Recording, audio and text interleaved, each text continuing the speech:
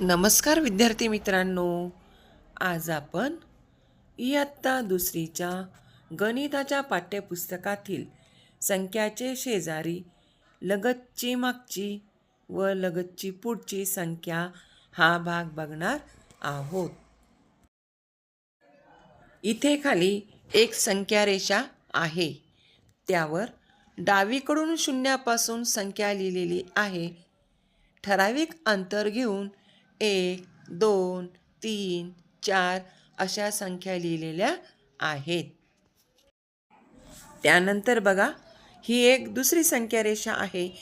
या संख्या रेषेवर 22, 23, 24, 25, 26 आणि 27 या संख्या लिहिलेल्या आहेत. समजा उदाहरणार्थ आपण 23 ही संख्या घेतली आणि 23ची लगतची मागची आणि लगतची पुढची संख्या आपल्याला बघायची आहे.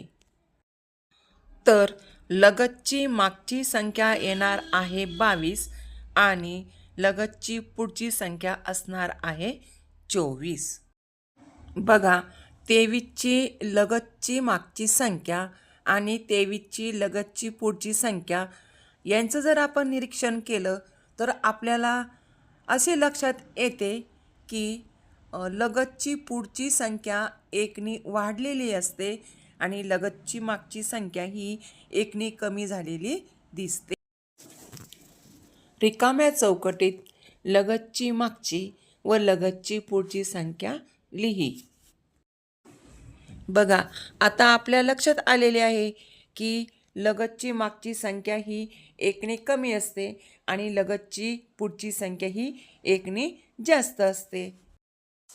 त्यानुसार मग आता आपण रिकाम्या चौकटीमध्ये संख्या लिहूयात.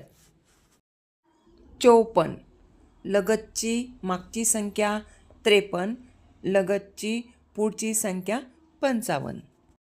37, लगतची मागची संख्या 36, लगतची पुढची संख्या 38.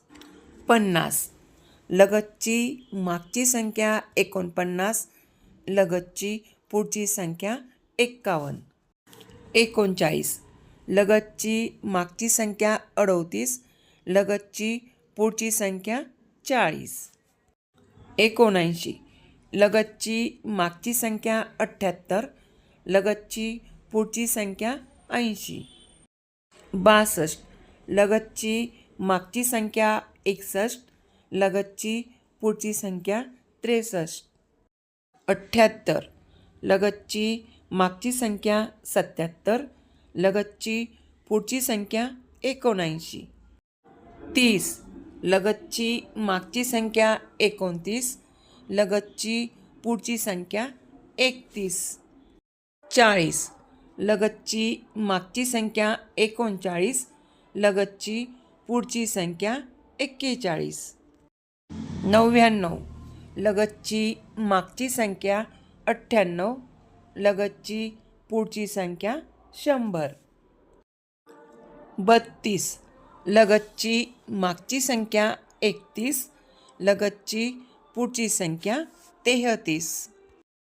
68, लगतची मागची संख्या 67, लगतची पुढची संख्या 69.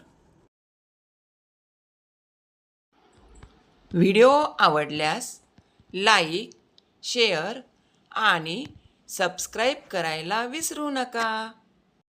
धन्यवाद.